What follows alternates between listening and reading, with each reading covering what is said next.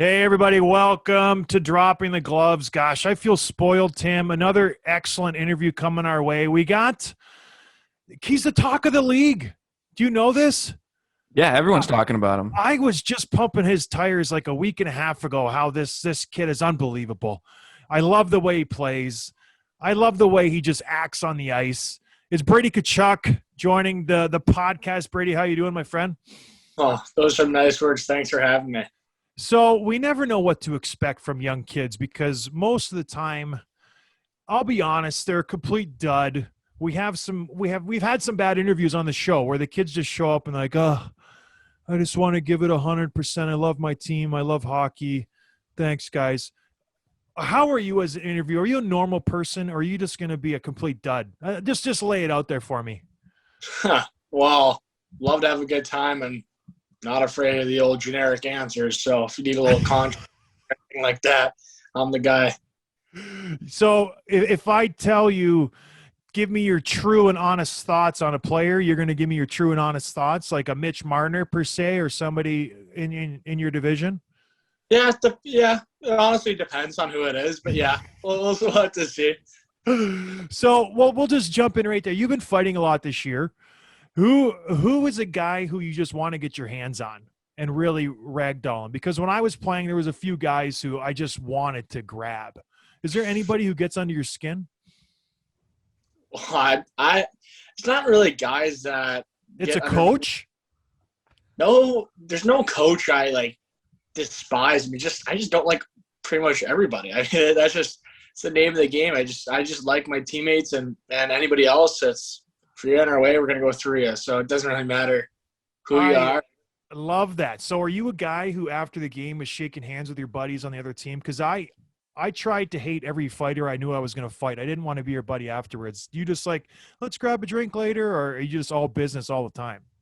Yeah, I mean, I it's crazy just with Matthew and we have so many connections about who guys we played with and close in age, so we're friends with everybody. So it's tough. Some games, some teams you'll talk to guys after, but or if it's a road trip in a normal year, you'll hang out with them outside the rink. But this year it's been weird, and yeah, I mean, like, I think I've listened to it before. It's like kind of the new thing that everybody's kind of buddies and kind of not a lot of that anger. But if it's a guy I fought, usually a guy I don't know, so we'll never really talk to him on the ice or after the game. All right. Okay. That's a very generic answer. So we're off to a slow start, Brady. We'll Yep. see if we can pick it up. That's okay. Yep. That's okay. So, Gotta be. it's we build up, even like this podcast. I usually start out terrible, and then we build up. We build some camaraderie, and we get to know each other, and all is good in the world. So, anyways, moving on. So, were you excited to get drafted by Ottawa? At that time, they weren't doing too hot. They were, bottom of the league. They had the 4th overall pick. They were lucky enough to get you. What was your thoughts? You're like, yeah, Ottawa. Or like, oh, I wish I would have went somewhere else. Yeah. Honestly, I was pumped. Like I was just pumped because I saw it was probably the best opportunity to play for a guy. I was in college, so I wasn't sure if I was leaving or not, and it took me all summer to make that decision, and I just saw the most opportunity in Ottawa. I was like, let's do it. And I'm not gonna lie to you, I was pissed when I kind of saw the fans' reaction because at that time they wanted different players, and that kind of like made me a little pissed, but came in with more motivation. And I mean, I feel like with the way I play, I feel like they really like that now. So Who did they want? so they were kind of projecting to pick that Zadina, who's now in Detroit, who was a great player, and he scored 40 or 50 goals in the queue and when he was in Halifax. So the fans wanted that flashy goal scorer. They didn't really want that meat potatoes. It seemed like he didn't put up a lot of numbers draft year, but it kind of hurt my feelings. But I think after a couple of games, I think they started to catch on to what I was all about. I don't think the fans realize how easy it is to score in the queue. They don't play defense. There's no hitting, and it's just like the final scores of every game are honestly 8-6, and they don't get it. They don't get it. college you're winning 2-1. You maybe sneak with an apple. It does not come easy in college. I've been saying it for years. All of the great hockey players come from college. I went to Michigan Tech, a powerhouse in the NCAA ranks, and I got no respect coming out of college. Everyone's like, you're a joke. You're not going to score anything. Look at me now. 5 goals in the NHL, almost 300 games. All-star MVP. Well, I saved that for the closing, Brady. Come on. I don't want to lead with the ace right away. Brady, you think you guys have surprised some teams this year? I mean, like, yeah, you're at the bottom of your division right now, but it's a tough division. And after starting off pretty slow, you guys are starting to get us some wins. And I think what you're doing is battling teams every night. There's no easy games against you guys, no easy matchups. Like, how have you kind of turned that ship around a little bit? Yeah, well, I think, just with the no training camp, it just sucked. For us, didn't play for 9 months. For some of us that were there before, but some guys played in the bubble, and honestly, it just took time to get back in the rhythm, get back into that busy schedule again. Because I bet everybody got used to the relaxing, having some beers in summer, and just hanging out. And now to get back, it was tough. It was new team. We have crazy amount of new guys this year again, and it was just tough. But I think now we're just starting to play our game, and we're that team that's not like you see all the great players. There's a ton of generational talent in our division, so we're gonna have to be a team that's in your face and just hard and mean to play against. And I think that's what we've started to do, and we started to give those tough guys those top guys a tough time out there. So you mentioned generational talent. Who's better, Matthews or McDavid? Just let's settle the debate right now. One name. Come on. Yeah, this is going to be this is the American me. I got to go with Matthews. He scores in all different ways. I know McDavid's high-end speed, but Matthews is right up there, speed, strength, and he's got an unbelievable shot. So I got to go with the American boy. He's got some speed that doesn't really translate to the screen. He moves around pretty well, you say? Oh, he can fly, and he's a horse. He's strong. You can't knock him off the puck. No kidding, and he's got that shot. Interesting. You would think most people would say McDavid just because he's lightning fast, but all right, I'll give it to you. So let's go to your team now. You have a young team. You have some guys who have some experience. I played with a few of them. What's it like playing with a group of young guys who are carrying the load, the Batherson, the Chabot, the Stutzel? Is it exciting, or is it just overwhelming when you just look down the bench and it's like, man, there's some teenagers, there's 20-year-olds, there's 21-year-olds. Like, what's it like to be on kind of a junior team? Honestly, it's been a blast. We've gotten to be really close, and just all the road trips and all the time at the ranks, we've gotten to be really close. It's been fun. We're all going through the same struggles, and to kind of have each other to lean on. And of course, we got some great older guys too that do a lot of good things for our team, and help us when there's some deep valleys, and they helped all of us get through that. But it's been a blast. I know it's different. Like you said, there's a lot of guys under 23, and it's definitely a learning experience. But best way to do it is going through it, and I think that's going to make us way better because of it. Yeah, speaking of a young team, you were given the A at a pretty young age, obviously, too. Can you talk a little bit about how that came about, what that conversation was like, and maybe what sort of leader you want to be on the team? Yeah, last year, DJ, our coach, pulled me in, and that was when kind of the trade deadline was happening. So a lot of our leadership guys got dealt, and I just said, you're going to have it, you deserve it. So for me, it just I'm trying not to be that vocal guy who kind of gets monotonous at times. Just want to lead with the jam I hopefully bring, and that's putting the body on the line, try to just crush guys out there, and try to bring that emotional spirit to the game, and just try to bring guys into the fight too. So I don't want to be that vocal cheerleader, and but of course when things want to be said, I want to have an impact with what I say. So it's a lot of, I've been leaning on my dad heavily with that, and my brother, and they've helped me out a lot, but there's still way more to learn with that. So my dad was a complete waste of an athlete. He told me he rowed in high school for years. That was his claim to fame. He's like, we won championships in rowing. Then I found out he was the coxswain who doesn't do anything. And my brother is a I don't want to call him a fat slob, but he's not a skinny athlete. So what's it like to have like a dad and a brother? I didn't want to talk about this, but you mentioned it twice. Is there any pressure to be better than them? Because you got the little brother syndrome.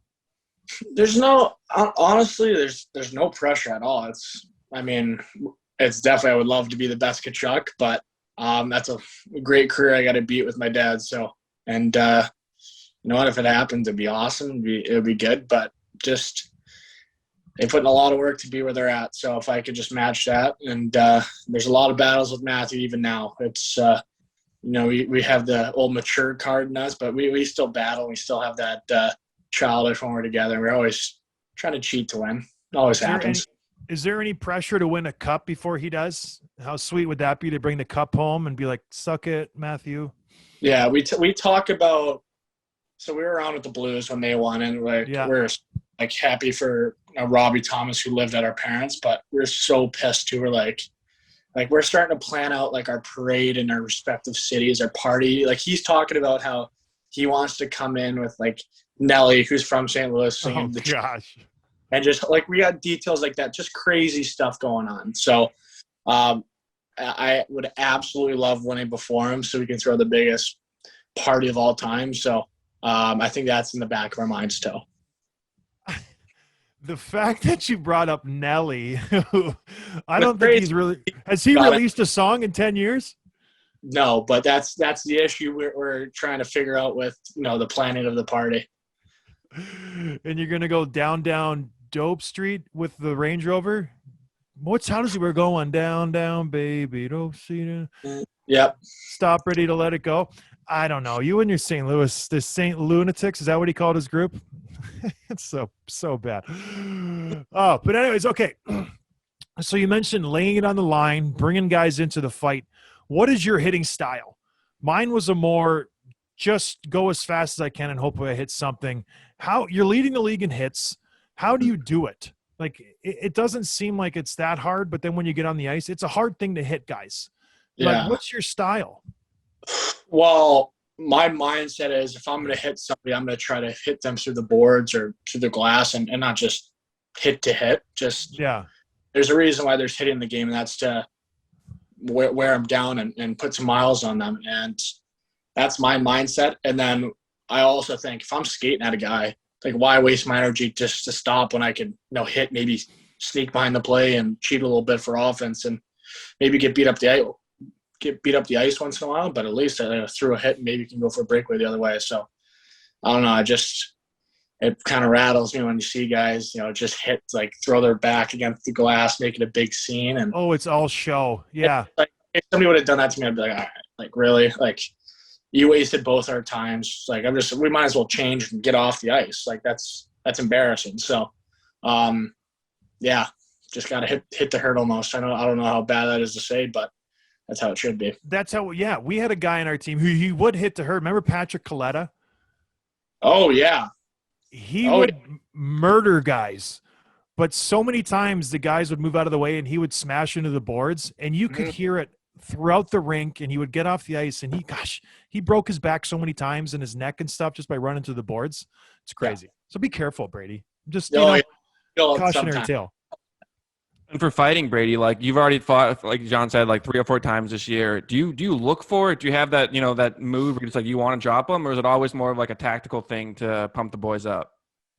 No, it's sometimes like when I'm pissed off not playing well, I want to have an impact in any way I can. And I mean, right now this division, I feel like you're asking the same guys over and over again. It's just that it's almost like you have your weight class and you don't really.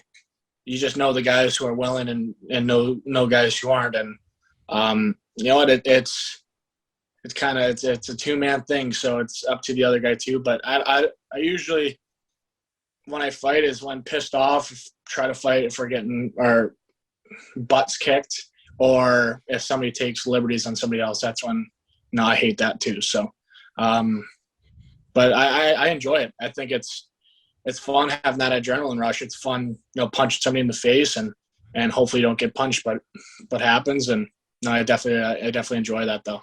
So we're the big sponsor. Well, we kind of partnered up with hockeyfights.com. Do you ever go on there? Because I used to surf that site all the time.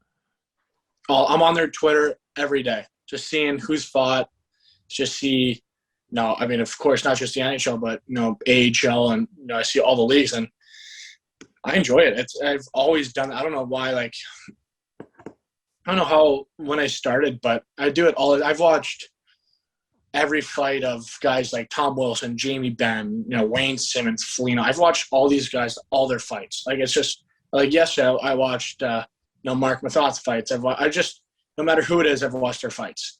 I've seen all my dad's fights too, back from all of his career. So I like it. It's fun. It's crazy to see how tough some of those guys were. It's like watching Berube fight and that, generation. That was nuts. So it was different. They were different back then. It's different from, I like seeing the difference in, the different eras. So I've always watched that. Well, they didn't know how to play defense. It was just a straight punch in the face contest. It was awesome. They had no fear. Unbelievable. And all those guys, it's just, there's just, even the story is just, there's always one heavyweight on each team. So it's pretty cool. At least. Do you guys like the all Canadian division? Is it getting boring playing the same teams, or do you kind of like these rivalries that are starting to brew throughout the season? I like the rivalries. I think it's great for our game, but I think it's just a perfect thing for this year. And I of course wouldn't mind going back to the U.S. and playing those teams. And I think everybody's excited for hopefully a normal season next year and being able to travel. But I think it was great for this year. But I think everybody's looking forward to going back to the normal schedule. What about I want to hear about the All-Star Game story too. So you were selected last year, which turned out to be just before the pandemic, which obviously no one knew at the time.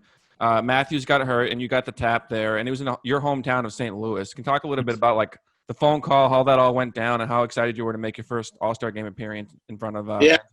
I was in Bahamas. There's a little trip we had. I went with my girlfriend, teammates and their girlfriends, and I was in Bahamas. I was coming back no matter what the next morning, but I got the call. I was at Senior Frogs in Bahamas, and of course having a great time, just maybe off my phone for 10, 15 minutes, just didn't feel anything. All of a sudden I look down, I see call from my dad, my mom, my agent, Pierre Dorian, and just all these guys calling me. I'm like, this isn't good. I don't know what's going on. I don't know what I did, but so I called, my dad back. He's like, hey, you got to get going. You're in the All-Star Game. I'm like, all right, come on. I'm at Senior Frogs. I'm coming home tomorrow. Don't need to bust my chops. He's like, no, you're actually in the All-Star Game. Let's get everything dialed in. Let's get your gear dialed in. And so I started calling everybody, what's going on, and had a bunch of texts. So it was pretty cool. And I was thinking about the funny story would have been is, I didn't have any of my suits, didn't have any of my gear, so that was kind of a big panic to get that all set up, because it was the next day was the festivities. So trying to get all that stuff dialed in, and it was nuts. And I was thinking about wearing, a bathing suit and some floaties stuff, but I thought that would have been good. But no, it was just be there. It was, I was on a 5-day bender, and to be there, it just continued on because it's hometown with a bunch of family, and it was awesome. I was just so lucky to be there, and we had a great time. It was special to share that with Matthew, and to have my dad come out for the skills too is pretty sweet. That does sound fun. And then you won the MVP. It's so cool. Oh, sorry, no, you didn't. Oh, that was me. Yeah. Brady. I don't like to talk about it a lot, but it was 2016. It was. Oh, sorry. What did you say? In Nashville, right? In Nashville, a long time ago. Oh, I would have loved to play against you. It would have been great. Would you have taken a run at me if we were playing against each other? That's a true test. Yeah, I would have. See, I'm not afraid of going out there to hit guys, but of course, if you're gonna beat me up, I'm gonna carry on with my day. I'm just gonna keep hitting you and chirp you and just get off the ice. But I'm definitely not gonna fight. If there's a scrum, it's definitely a little panic in there because if I see you coming, game over. I wish. Is there anybody in the league who you're nervous about? In your division, we'll say.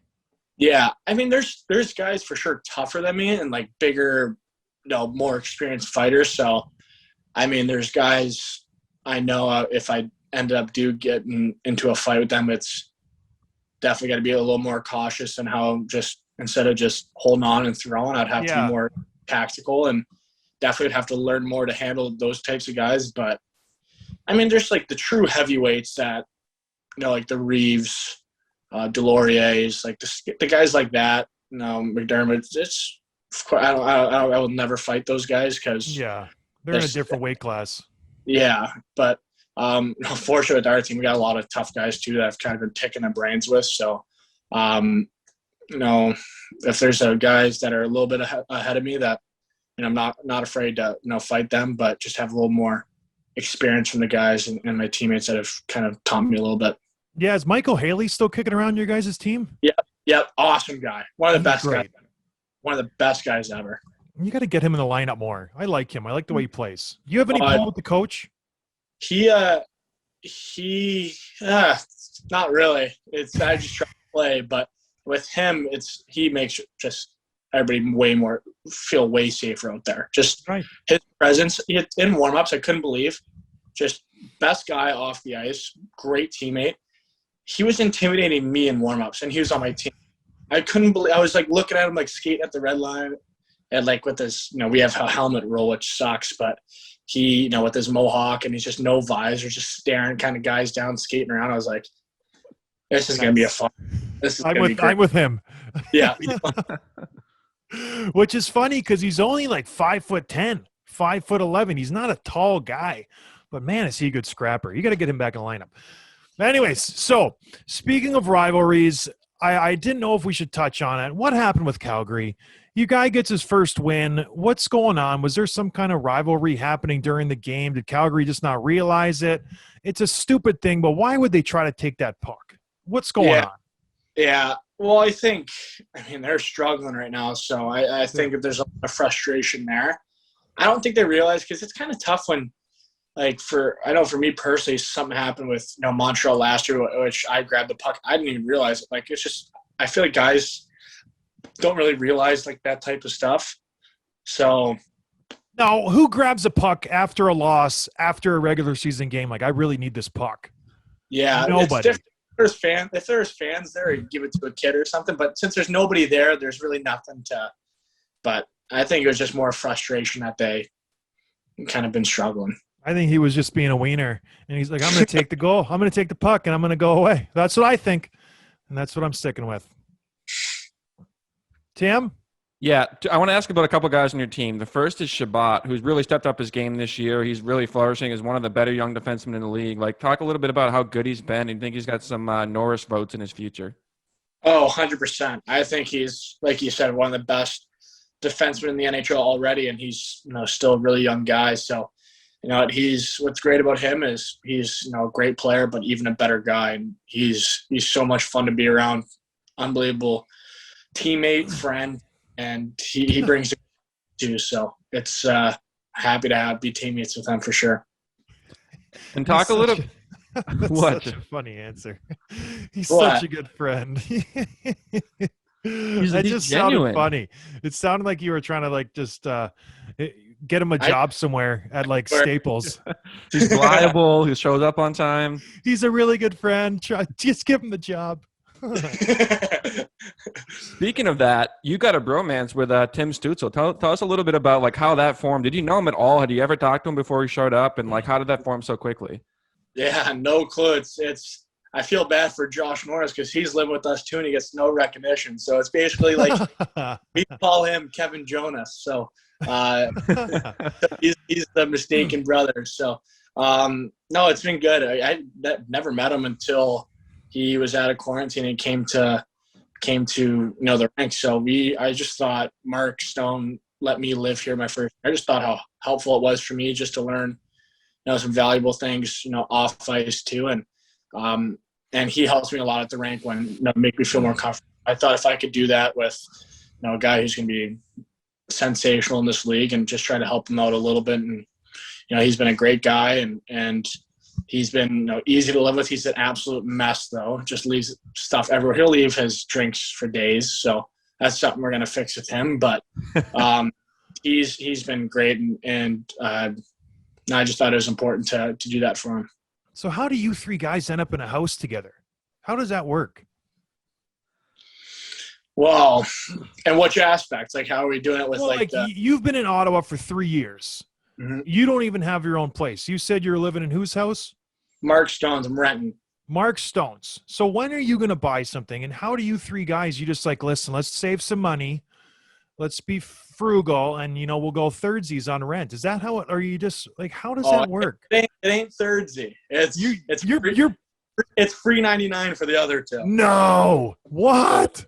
I know, it's get a good deal anyways. We all got our roles. We got our roles. We got Josh, who's the cook, and pretty much Timmy just provides nothing. Just that role. But myself, just the financer, look after things, make sure everybody's organized, and move on with it. Your daddy. Wow. Father. What do you guys do for fun? Are you gamers or what? A little. I play. Play cards, please. Pardon me? Do you play cards, please? Tell me you do. Oh yeah, we're on the card table. We're on the card table. We play cards. So we're not that just all Xbox, all stuff like that. We watch hockey, have some fun when the time is. So okay. What games do you guys play on the plane? I loved playing cards. We play on the plane. We play just poker. That's just. And then in the hotel, it spices it up. We play 7 up, 7 down, poker, other stuff like that. So we with this year too. We have our own team room, in which we've never had before. So we like to spend a lot of time there to play cards. We watch a lot of poker. Oh, I miss that so much. So okay, you're a young kid. You're an assistant captain. We're gonna talk again in 15 years. What are you going to tell me? What's your career look like, ideally? Oof. Hopefully a couple cups. That's my goal. I think that's – With what team? Well, I like being with Ottawa. I like this city. Okay. I love being here. So that's going to be we have a good team coming. So yeah, you do. Pretty fun to watch as an NHL fan. So I think we're going to have the Stanley Cup potential team. I agree, Brady. I agree. Listen, you broke the mold. You were a good interview. You're a good kid. Good luck. I will continue to pump your tires. I love watching you play, my man. And I don't say that very much about kids these days, because I feel like kids these days are just entitled little brats. So I like where your head's at. I like what I'm seeing. I don't know I don't want to inflate your ego too much, but keep going. You know what I mean? I'm very impressed. Appreciate it. Got to bring the old school back. I love it. Tim, do you got anything else, my man? No, this has been great. Thanks for coming on, buddy. We'll have you again soon. Yeah, thank you so much for having me, guys. Yeah, Brady. All right, well, have a good game tomorrow. You guys play tomorrow? Thursday. First one in a week. Got to get the legs underneath us. Who do you play? Montreal. So that's an easy win. They're so bad. It's just terrible. You know what I mean? Come on, give it to me. No, I'm not going to quite start. We'll see you Thursday. All right, Brady, my man. Thank you again for joining the show. We appreciate it. Good luck the rest of the year. We'll be in touch. See you, buddy. Perfect. See you guys.